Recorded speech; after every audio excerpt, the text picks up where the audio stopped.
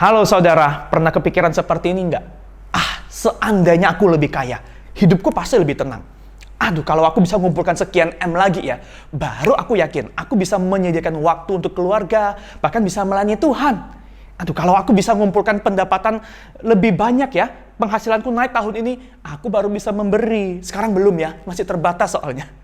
Saudara, tahukah saudara, tanpa hatimu terhubung dengan hati Tuhan, maka pendapatanmu, cuanmu, itu sia-sia. Amsal 11 ayat 18 berkata, orang fasik membuat laba yang sia-sia, tetapi siapa menabur kebenaran mendapat pahala yang tetap. Sia-sia yang digunakan di sini, bahasa Ibrani itu seker, artinya tidak nyata, tidak real. Kenapa? Karena jebakan kekuatan harta itu memang pada kemampuannya membuat kita mengira bahwa harta itu bisa memberi lebih banyak dari yang sebenarnya. Jadi kita terjebak untuk percaya bahwa rasa tenang itu identik dengan punya harta lebih banyak. Hanya kalau kita punya uang lebih banyak, maka itu akan membuat kita bisa punya keluarga, hubungan yang membaik, pendapatan besar, hati juga ikut besar, jadi murah hati. Saudara, intinya makin berduit, makin ada damai, makin ada kualitas kehidupan. Tapi itu tidak benar. Amsal mengatakan, yang memperoleh pahala atau berkat yang tetap, yang nyata, adalah dia yang menabur kebenaran. Perhatikan bahwa dalam Amsal, kebenaran ya, orang yang benar itu identik dengan orang yang takut akan Tuhan, yang hatinya menyembah, yang tunduk kepada Tuhan. Dari sanalah perbuatan moralnya berasal. Saudara, jika kita menyadari bahwa kekayaan sejati kita, sumber kita itu ada pada Tuhan Yesus Kristus, kita tidak akan termakan bujuk rayu oleh kenikmatan, oleh berkat harta di dunia. Seolah-olah kita bisa mendapatkan dan melakukan kebaikan, tunggu kalau punya harta.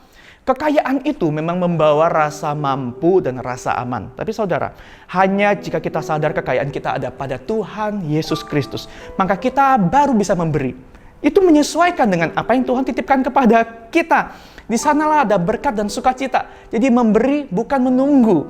Kaya dalam Kristus juga membuat kita ya, itu punya rasa aman yang benar. Berapa banyak saudara orang yang miskin itu tapi punya hati yang lebih tenang daripada orang yang kaya yang tidak miskin sama sekali, tapi hatinya gundah, itu melampaui orang yang miskin.